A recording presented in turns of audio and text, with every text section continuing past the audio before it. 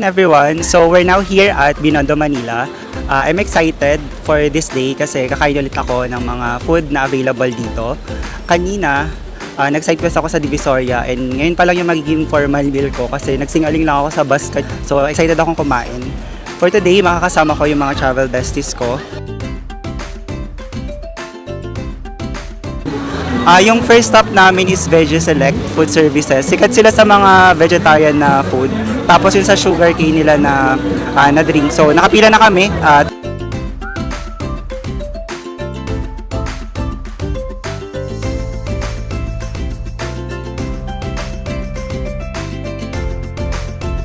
Nakabili na kami ngayon ng sugarcane na drink. So itatry na namin. Try natin. Kapit sarap. Medyo matamis siya for my liking, pero masarap siya.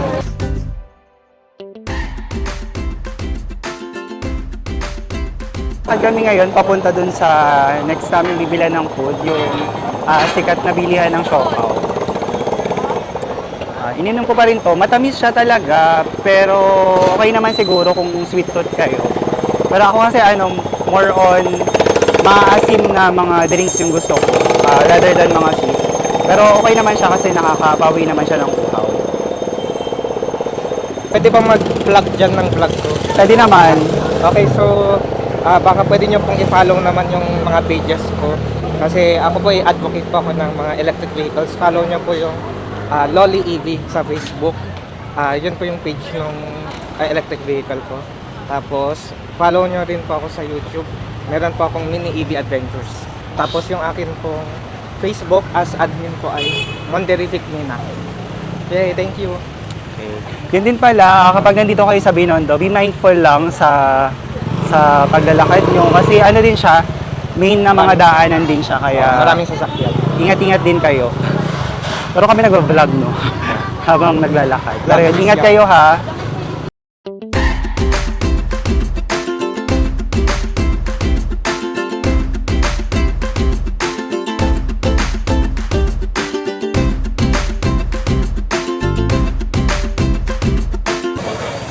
Kaya ba ito? Dito pala sa Binondo, wala masyadong mga upuan para kumain. Talaga kayo maghahatian ng mga kainin nyo. So yun, dapat magaling kayo mag-adjust. Hindi ko kaya. Basta matet, Hindi ko mas kaya mo mag-ano. masarap.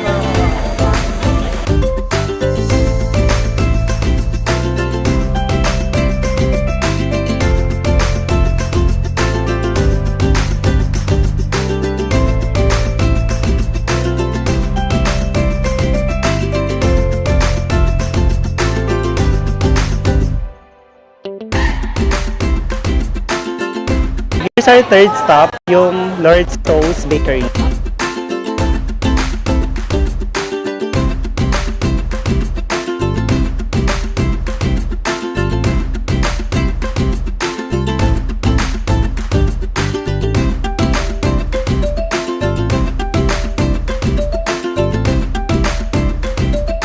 Nakabili na kami. So, box of 4 ba to? Pero 5 yung binili namin. May Kinain niyo na yung isa. Papay natin. Pakita ko sa inyo. Loko.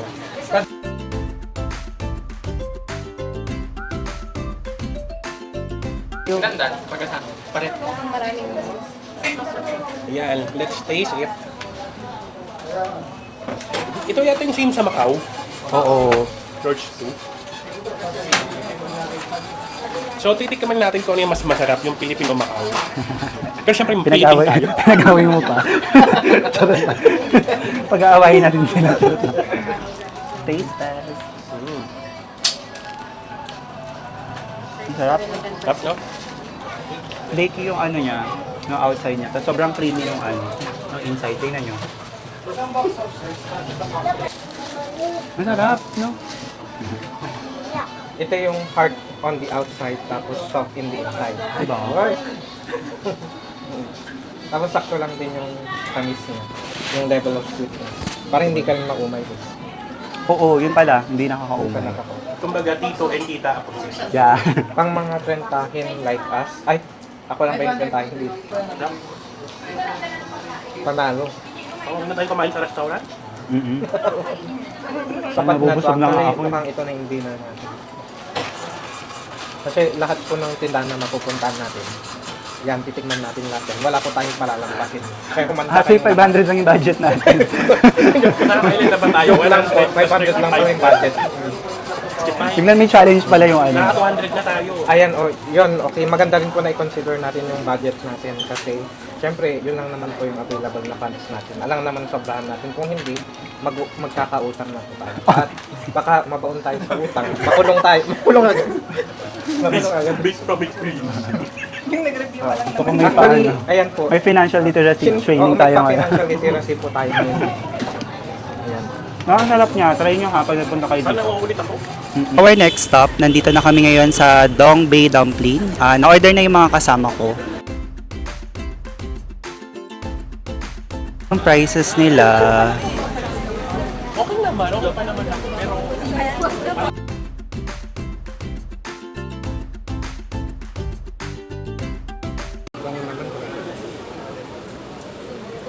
kamusta?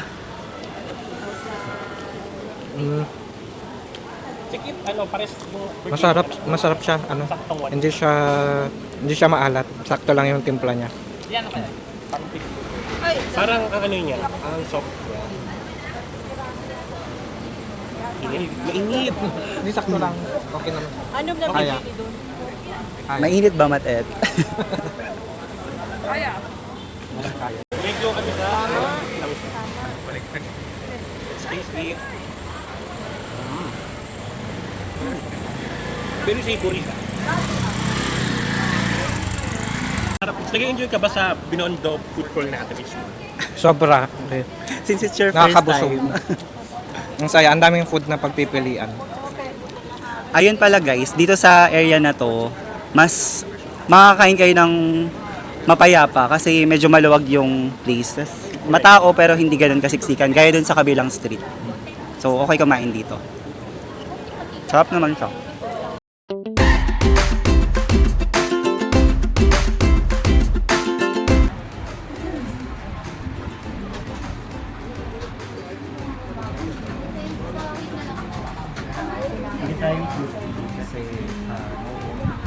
Bebes, tuto.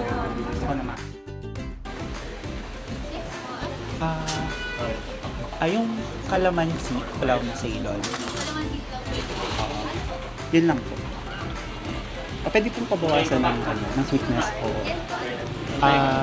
25 lang. 30, sige. Thank you.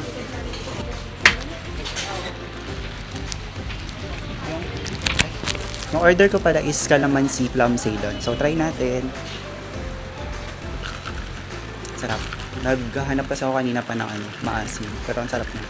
Lasang-lasa naman yung calamansi. Sarap. Refreshing. Taray, parang ano Pang siya? pang dumpling. Parang kinain din na. 13. Ano bang tawag? Ito yung tinatawag nilang bauzi, pan-fried bauzi. Kalasa niya din yung mga dumplings na natikman natin kanina. Kain kayo, kain tayo. Kain na kami lang sa kanila. Yan. Pag tagugutom ka, yan. Kain ka lang po ng ganito, ng bauzi.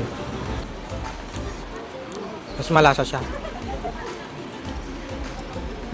Flavor ko siya compared to Chokoy. Para sa lakali ah.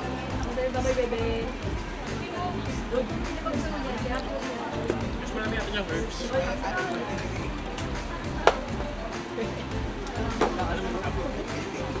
Ito ba yung color ko? Doon na kami sa Binondo. Naglalakad na kami ngayon papunta sa Esplanade. Doon kami tatambay.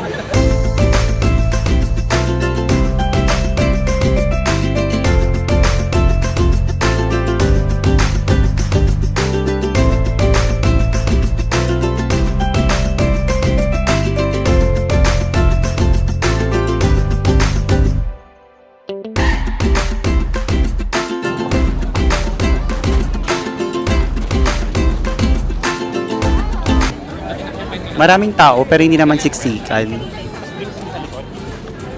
Tapos, yung mga stores dito, meron na silang mga tables, tapos meron din namang canopy.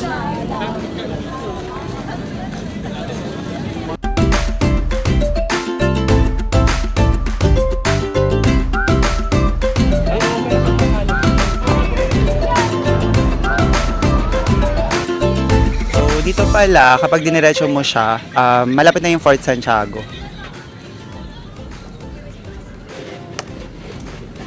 Then, yon napansin namin na medyo pricier side yung mga food. Pero kasi reasonable siya. Kasi kung titingnan mo dito sa Esplanade, compare sa ibang night market dito sa Metro Manila, mas organized siya. Tapos malinis yung mismong area.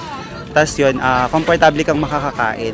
So, hindi siksikan, maayos. So, reasonable naman yung mga prices. Kasi baka yung mga vendors dito kasama sa fee nila yung maintenance ng area. Kaya, reasonable yung mga price. Ngayon sa ticket booth ng papasok dito sa Fort Santiago.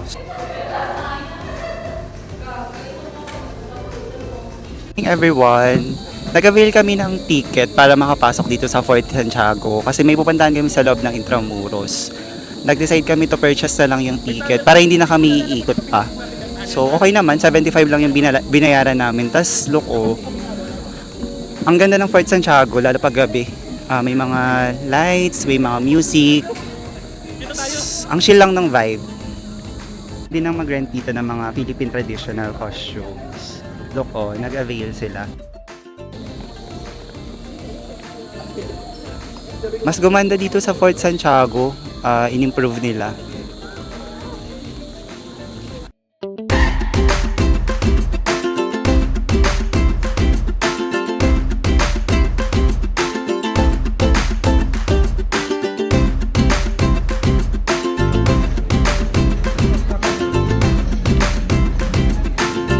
Front of the Manila Cathedral pala meron ng mga kainan din. May mga food stalls na. And ito yung Manila Cathedral kapag gabi.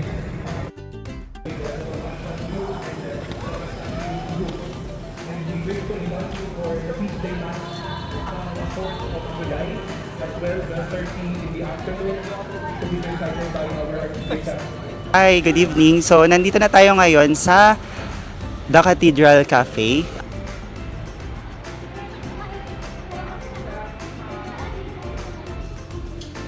Hello po, good evening. Kasama po kami nung dalawang umakyat po na lalaki. Thank you po. Ganda ng entrance nila. Tapos, sasalubungin kayo ng magandang staircase.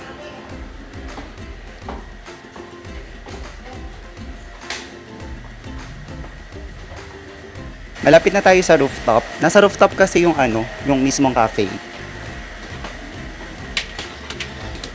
Dito na tayo sa rooftop. Ang ganda ng view kasi kita dito yung likod ng Manila Cathedral.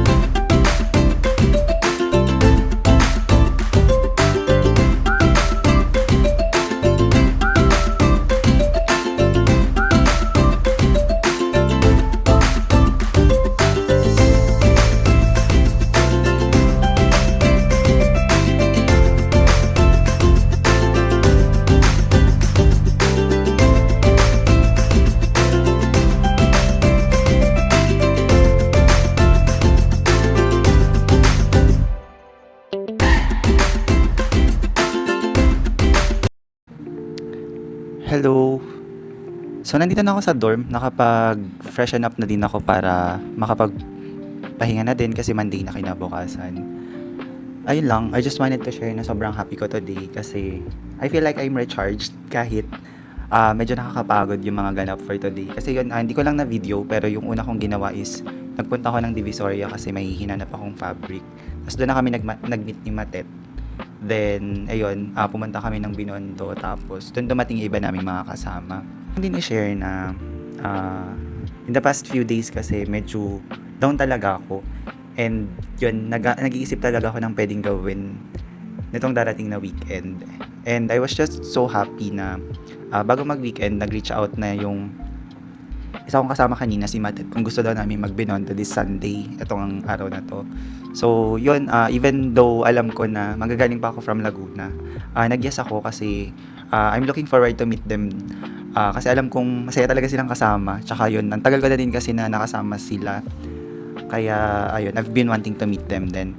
Pero kasi nung Friday night din, yung best friend ko naman din ay nag-chat kasi uwi din siya ng Laguna. So, nung Friday night, may ganap din naman ako and ayun, sobrang ganda din ng naging topic namin that time and sobrang happy lang din ako na nakasama ko sila.